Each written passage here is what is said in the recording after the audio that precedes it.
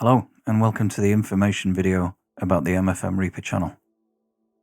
Topics I'll be covering on the channel: how to create custom actions and what to use them for, cycle actions and what you can use those for.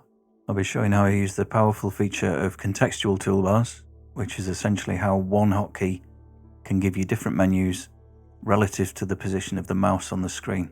Just now the hotkey selecting the envelope lane below the mouse and bringing up a toolbar of action lists on buttons. The videos are split up into a series or playlists, including how to program your MIDI controller to control all of your plugins.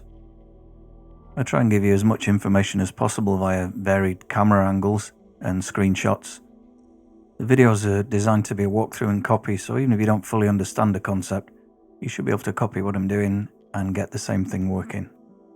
Here I'm working with the envelope lanes for the effect. This is in CSI. The ever-improving CSI project, I use the MCU with that.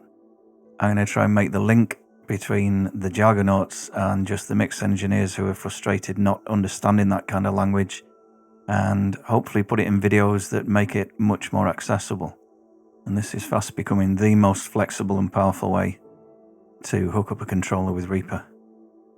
The purpose of this channel is to show you how to program Reaper to do anything you might need it to do, offer you a simple hotkey system, and a way of programming MIDI and CSI.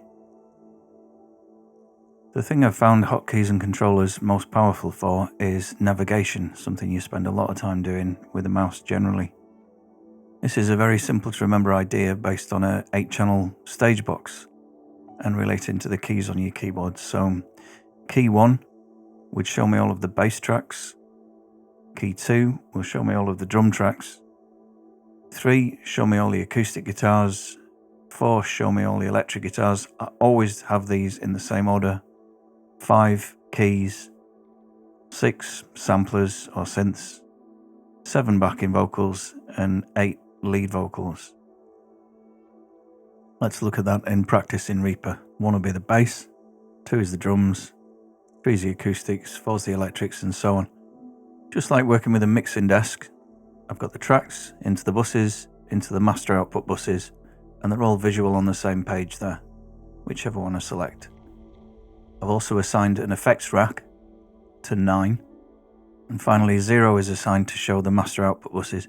All of these views zoom vertically so you get a full view of all the tracks.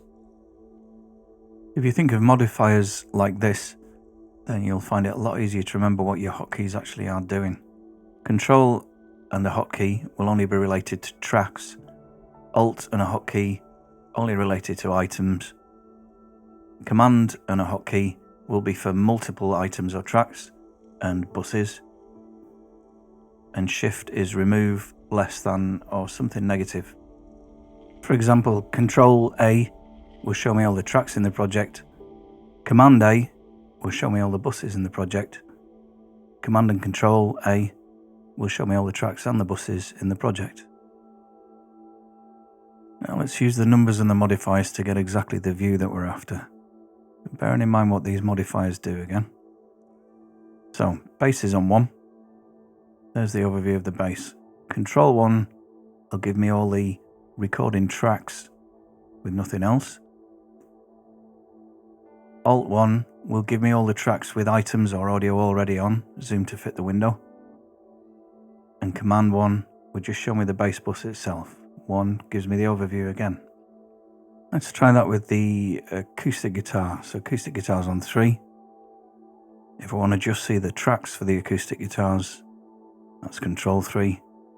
If I want to see the tracks I've already got audio on, zoom to fit the screen, that would be Alt 3. That's everything to do with items, Alt. And then finally, Command 3 will just show me whichever acoustic guitar buses I've got. And if there is a time selection, all of these actions will work specifically to the time selection. Programming your hotkeys, converting this to CSI, all the ideas you saw at the beginning and more will be explained in videos. If there's anything of any interest to you here, please like and subscribe. And thanks for watching.